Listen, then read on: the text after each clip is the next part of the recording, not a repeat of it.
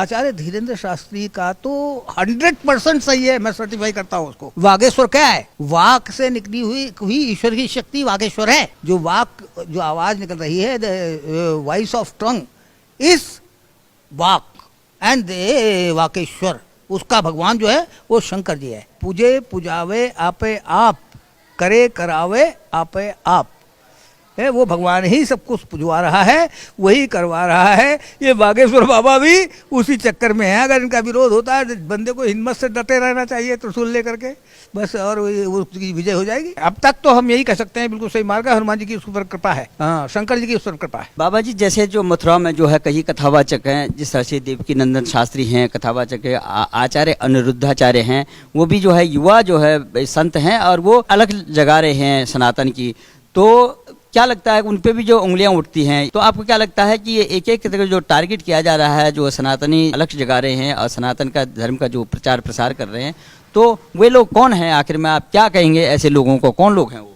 देखिए, जितने भी लोग इसमें विरोध धर्म के कार्यकर्ताओं का कर रहे हैं, धार्मिक कार्यकर्ताओं का कर रहे हैं, उसका मुख्य रीजन है कि जो लोग धर्म से जनता को हटाना चाहते हैं, ऐसे लोगों और वोट लेना चाहते हैं, ऐसे लोगों का उद्देश्य बना हुआ है कि पैसा लगा करके, धन लगा करके, एक और ताकत है तो वो धनवादी ताकत, लेकिन नाम रखा है जनवादी।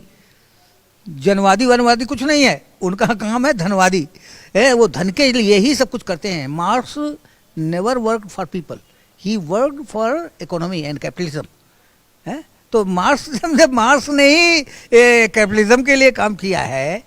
तो जितने भी लोग ये जो कर रहे हैं ताकत, जनवादी वनवादी बोलते हैं, ये सब पूरा धोखाधड़ी है। और ये ऐसे लोग हिंदुस्तान में अक्सर वॉलंटरली अवेलेबल है। वो अवेलेबल इसलिए है कि उनको अब रिटायरमेंट आ गया, कोई काम नहीं है, वकालत में फेल हो चुके हैं या प्रोफेसरी से निकाल दिए गए हैं। इट इज़ ओनली भाई principles in your life you have जो तुमने अपने जीवन में अपने जो प्रिंसिपल अप्लाई किए हैं, उनको कितना अडेयर किया है, इसके ऊपर ही भगवान की मार्कशीट इशू होती है। तो सनातन को जो फेल करने के लिए या उनको जो है अपमानित करने के लिए ये पैसा, मिशनरी से कोई पैसा आ रहा है क्या? पैसा तो अमेरिका के पास, देखो भारत में पहले गेहूं आया था, वो गेहूं वाला पैसा कहाँ चला गया? अमेरिका के अकाउंट में चला गया। वो कहाँ गया? अरे भैया, ये पैसा तो देश के, दुनिया के अंदर बहुत बड़ा टारगेट है। ये तो इलेक्शन में भी काम आता है, जिसमें केजरीवाल खड़ा हुआ था तो हमारे यहाँ की सब औरतें खुश होकर के आ रही थी और वोट डाल करके कह रही थी 500 रुपये मिले थे मुझे। तो 500 रुपये एक गटर क्लास से बढ़ते थे, सारी नौकरानियों को सबको बढ़ते थे। तो ये भैया, ये जो कांग्रेस, और वोट कहा गया कि वोट तुम नहीं दोगे तो तुम ऐसा करो कि कांग्रेस वाले वोट देंगे। कांग्रेस पार्टी ने अपने कैंडिडेट से हटा लिए और वो वोट मिलने लगे। तो वोट की राजनीति बड़ी तगड़ी है भारत में। ये वोट और जनता को बेवकूफ़ बना करके कैसे भी गद्दी प्राप्त करने की बात, और इसके लिए नई नई बात, कुछ ऐसे जैसे तुमने बताया, कौन से मान बताया, क्या बताया, वो वहाँ थे लड़के के खिलाफ बोलने लगे जो हनुमान जी का भक्त है, आचार्य धीरेन्द्र शास्त्री। आचार्य धीरेन्द्र शास्त्री का तो 100% सही है, मैं सर्टिफाई करता हूँ उसको। उसने वो कहते हैं आज का जो धर्म है ना, राजा राम अवध राजधानी, निस्वासर त्रैताप हरे, राम राज्य शासक सी सेवा, भरत लखन रिपुदमन कृते, गुरु वशिष्ठ पार्षद मंत्रीगण, विनय सुनत फल दे दुते, धर्म ध्वजा धारक अरिमारक, गढ़ी हनुमत बालजती। तो इस जमे पर बालजती हनुमान गढ़ी के जो है वो इन सबके इमीडिएट नायक हैं। लेकिन इनसे ऊपर भी एक है, पोस्ट है, जिसको कहते हैं पंचमुखी हनुमान। पंचमुखी हनुमान कोई आदमी बनता है जो राम जी के पास पहुंच जाए, और राम जी का छोटा नाम अल्लाह है।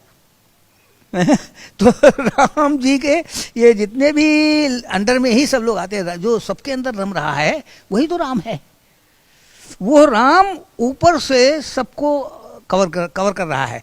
उसके लिए हिंदुस्तान, पाकिस्तान, बांग्लादेश और फलाना देश नहीं है। लेकिन यहाँ ऐसे भी एक वर्ग उभरता है कि जो हनुमान के अस्तित्व को भी जो है ये बोलता है कि भगवान का अस्तित्व पे जो सवाल उठाता है, भगवान राम सेतु पे जो सवाल उठाता है। तो ऐसे से बड़े बड़े महाज्ञानी भी हैं यहाँ। ये सवाल नहीं उठाते हैं, इनको पैसे मिलते हैं सवाल लेने उठाने के। ये लोग ब्राइब्ड हैं, पैसे मिलते हैं, इनका धंधा है, इन लोगों का धंधा है कि ऐसे प्रश्न उठाओ जैसे वकील होता है ना कि वो केस उसके पास चला गया तो नहीं, अब ये केस हमारे पास आ जाना चाहिए, तो उसके पैसे लेता है और कोई वकील बिना पैसे के नहीं खड़ा होता। तो ये हिंदुस्तान में वकीलों की कमी नहीं है। ये देवी देवताओं पे, आस्थाओं पे और हमारे जो सनातन ग्रंथों पे जो है सवाल उठाते हैं, तो क्या उद्देश्य, आखिर क्या उद्देश्य है? उनका उद्देश्य देखो, एक आदमी बहुत दौड़े, हिरण बहुत दौड़े, ये प्यास पानी दिख रहा हो चारों तरफ से, तो आखिर में क्या होगा, वो बेहोश होकर गिरेगा और मर जाएगा।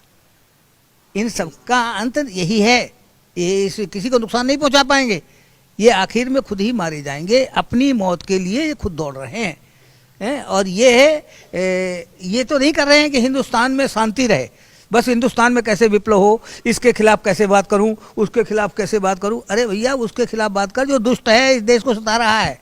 इस देश में आखिर ये लड़ाइयाँ पहले इराक में भी हुई हैं। इराक में मोहम्मद के नवासे से भी लड़ा गया, हसन हुसैन वगैरह थे, वहाँ पर भी लड़ाई हुई। तो ये जो लोग आ गए हैं, ये अब वो रोटी तो खा रहे हैं हिंदुस्तान की, लेकिन गुण और स्वभाव है उनका पाकिस्तान का या वहाँ का आगे का, तो वो अपनी आदत से लाचार हैं। ये कहते हैं कि जब से ये सरकार आई है, भारतीय जनता पार्टी की सरकार आई है, तब से ये सभी बाबा लोग और ये अलग अलग व्याख्याएं दे रहे हैं। पहले तो ऐसे नहीं हो सकता।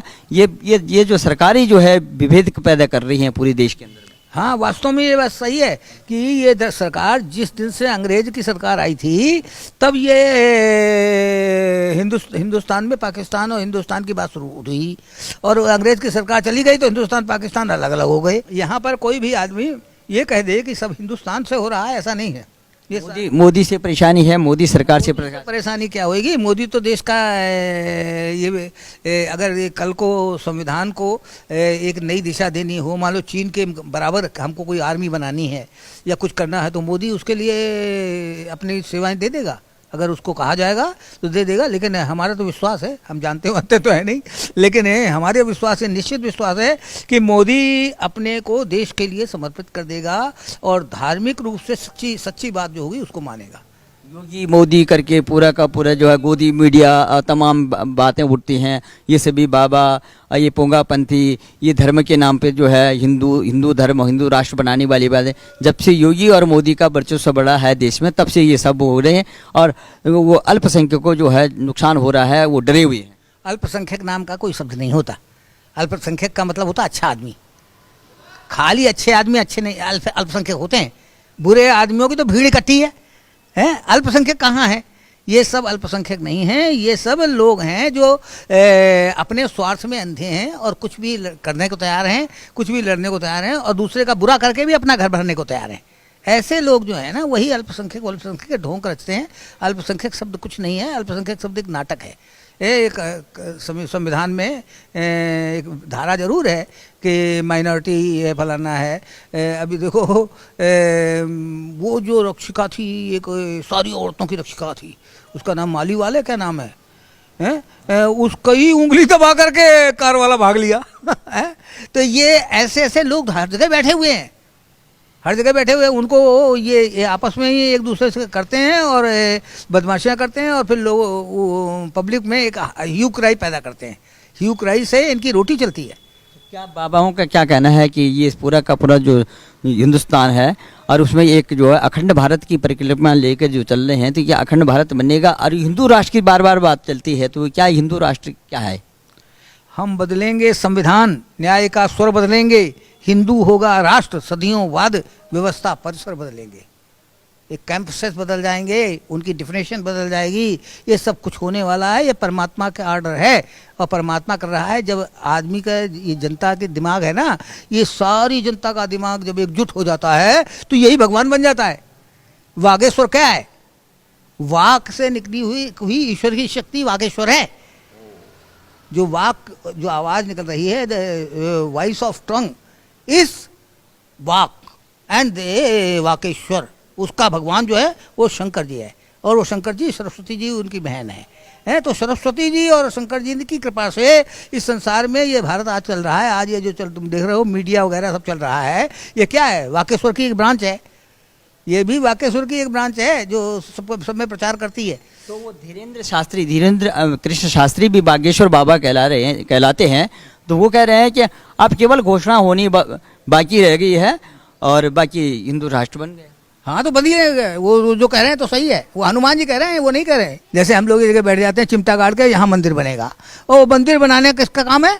वो भगवान का काम है, हमारा काम चिमटा ही गाड़ना था। हम अपने को इतना पावरफुल नहीं कह सकते कि हम मनीड हैं या इतना वेलवर्स्ड हैं और हम इस बिल्डिंग को बना सकते हैं, मंदिर को बना सकते हैं, इस स्थान को बना सकते हैं। हम नहीं बना सकते, हम तो चिमटा गाड़ सकते हैं, जिद दे सकते हैं।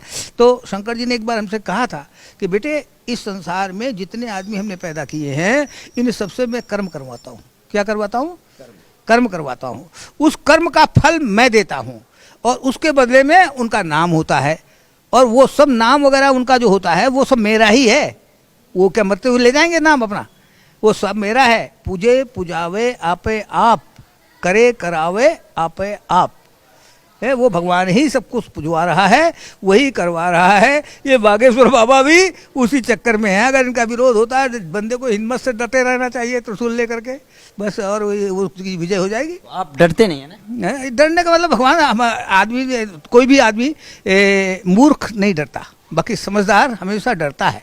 डरना कोई कायरता नहीं है, डरना है कि think of that moment when you are going to win. उस समय का इंतजार करो और जबकि तुम जीतोगे, और जीतने के लिए तुम लड़ाई लड़ो, लेकिन डरोगे नहीं तो इसका मतलब तुम त्रिशूल के ऊपर चढ़ जाओगे तो मरोगे ही है। तो वाइज मैन की तरह से डरना चाहिए, लेकिन डरने का अर्थ ये नहीं है कि मैदान छोड़ देना चाहिए, उसको लड़ करके जीतना चाहिए। ये मेरे कहना। आचार्य धीरेन्द्र कृष्ण शास्त्री अच्छे मार्ग पे चल रहे हैं। बिल्कुल सही मार्ग है उसको लड़के का, वो लड़के का बिल्कुल सही मार्ग है। अब तक तो हम यही कह सकते हैं बिल्कुल सही मार्ग है। हनुमान जी की उस पर कृपा है, हाँ, शंकर जी की उस पर कृपा है।